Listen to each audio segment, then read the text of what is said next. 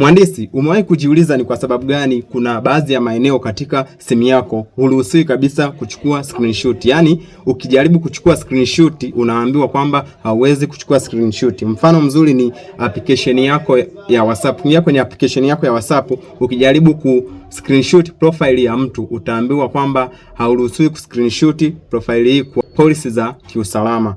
Lakini sio hivyo tu, hata kwenye application za kibenki au application za miamala yoyote ya fedha huwa waruhusu kabisa kuchukua screenshot. Umewahi kujiuliza ni kwa sababu gani?